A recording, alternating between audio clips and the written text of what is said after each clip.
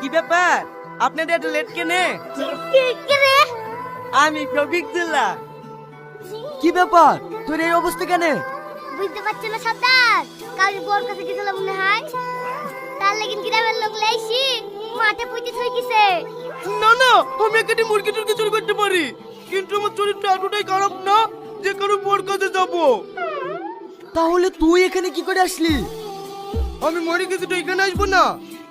ও তুই মরে গেছিস না সর্দার, এ ফুল তাই কাটা মাল, এখানে দামি নষ্ট করে লাভ নাই, চলেন আমাদের কাছে চলেন। কি ব্যাপার আমার হিসাব না নিয়ে চলে যাচ্ছেন যে? আমি ছোটবেলায় দাদিদের মুখে শুনেছি আজরাল এসে কবর থেকে তুলে নিয়ে যায়, আমাকে নিয়ে যাবেন না। ও তুই সিদ্ধা আমাদের সাথে যাবি না? এই যা মালটাকে তুলে নিয়ে আয়, কিছু কাজে লাগানো যাবে। ঠিক আছে সর্দার।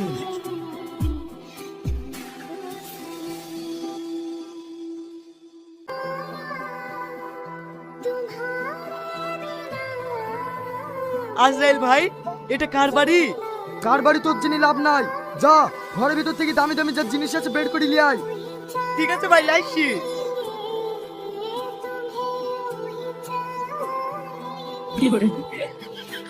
এই নেন। ইয়া কি লেছি রে, বড় বড় জিনিস নিয়ে আয়। ঠিক আছে। ওটা আবার হাতে করে নিয়ে যাচ্ছি কেন? পিছা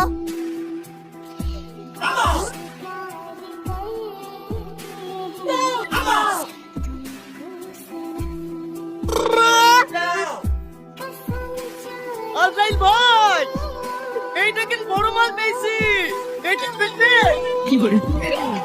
এই বন্ধ কর বন্ধ কর বন্ধ কর। এই চোর এসে, চোর চোর।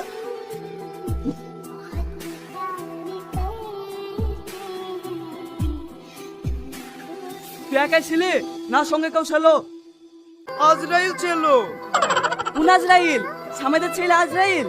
ওর বাপের নাম তো জানিনি, একটু লম্বা করি। আমার সাথে ফাজলামো করছি না, চ হাত, তোর ফাজলামো বের করছি। তোকে দেখি তো ভালো মানুষ মনে হয়েছে, এইভাবে লোকের অন্যায় করে বেড়াস কেন? ভালোভাবে চলতে পারিস নি? আমি তো ভালোভাবে চলি, কারো কোনো অন্যায় করিনি জানেন, শুধু একটা পাপে করেছি, এলুর মুরগি চুরি করি। এই পাপটুকে লেগে আজকাল আমাকে শাস্তি দিল, ঘরের ভিতরে তো বড় বড় জিনিস আছে বই নিয়ে আয়, তাই আমি বই বই লাই শুনু। আর ওই লোকগুলো কমিটি গিয়েছি, আমাকে ধরে মারতে লাগলো। চুরি করলে শাস্তি দেবে না?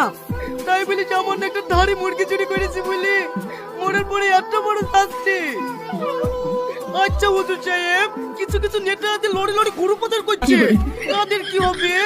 নেতা হোক আর যেই হোক, আইন সবার জন্য সমান, পাপ করলে পাপের সাজা নিতেই হবে। বাহ, আপনাদের এই পরকালের নিয়মটা না খুব ভালো লাগলো। জানেন হুজুর সাহেব, আমাদের দুনিয়াতে কিন্তু এই নিয়মটা নাই, যত অন্যায় করুক না ঘুষ দিলেই সব ছেড়ে দেয়।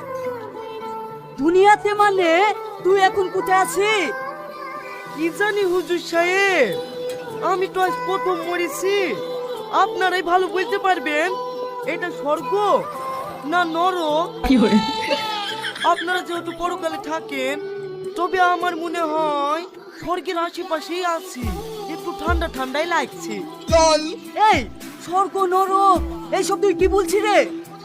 বুঝতে পারছেন না স্যার, ফুল তার কাটা মাল, এ বইলি যাওয়াই সার হবে, টাকা নেই এখানেই ছেড়ে দে। এই ড্রাইভার, গাড়ি থামাও।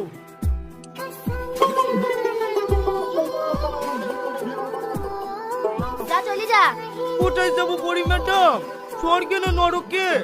স্বর্গেও যেতে হবে না, নরকেও যেতে হবে না, তোর নিজের বাড়ি যা।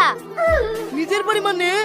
আরে তুই একটা ছোটখাটো মুরগি চুরি করেছিলি তো, তার লাগি হুজুর সাহেব তোর সব পাপ মাফ করে দিয়েছে, যা তুই বাড়ি যা। হ্যাঁ, আমি বেঁচে গেল, এখন আমি দুনিয়াতে যেতে পারবো। হ্যাঁ।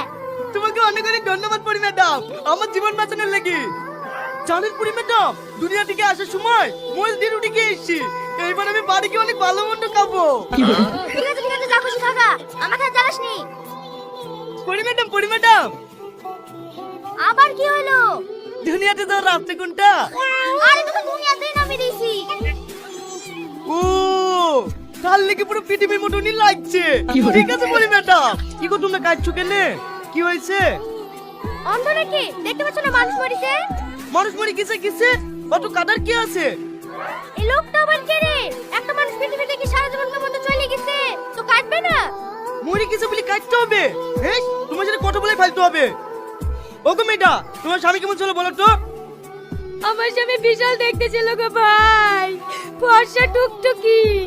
3টে গ্রাম কইছিল আমার স্বামীর মতো ফর্সা মানুষ পাওয়া যাবে না গো। দূর মেয়েটা, বর্ষাকালের কথা কে জিজ্ঞেস করেছে? তোমার স্বামী পাপী লোক ছিল না ভালো লোক ছিল তাই বলো। বিশাল ভালো লাগছিল ভাই, গ্রামের কেউ বলতে পারবে না আমার স্বামী কারো অন্যায় করেছে। তাহলে আবার কাটছো কেন? আমার উপর ছেড়ে দাও, 2 দিনের মধ্যে ঘুরিলে চলে আইবো। ঘুরিলে চলে আসবা মানে? মানুষ মরে গেলে আবার ঘুরে আসে নাকি? আসবে না মানে? আমি তো ওইখান থেকে আসছি। ওইখান থেকে আসতো মানে? পাগলা বেছো নাকি আমাদেরকে? পাগলা বাবু কেনে? 2 দিন আগে আমি মরে গেছি নু, আমার কোনো পাপ নাই বলে আমাকে আবার ঘুরে দিল। সব সিস্টেম জানা আছে আমার। এই লোক যদি পাপ না করে থাকে 3 দিনের মাথায় ঘুরিলে চলে আসবো। এই নিশা টিশা করে এসছি নাকি? মরা পড়া মানুষ কোনদিন জীবিত হয়? হ্যাঁ হয়, তার জল জল তো প্রমাণ আমি। তোমাদের বিশ্বাস নালে খাতে নি দাও, আমি টিপ মেরে দিছি।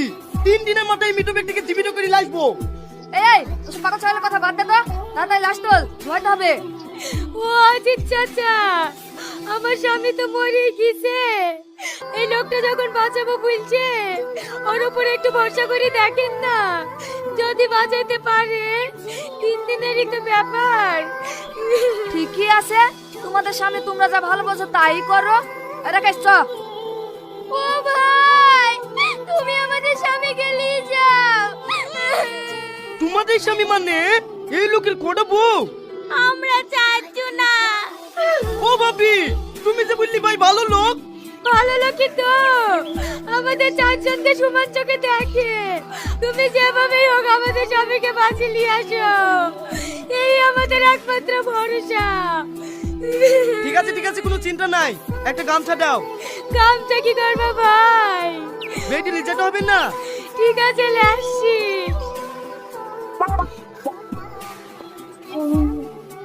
কাইডো না ভাবি, কোনো চিন্তা নাই। 3 দিনের মাথায় ঘুরিলে চলে আসবো। আজকে গানটা লাগছে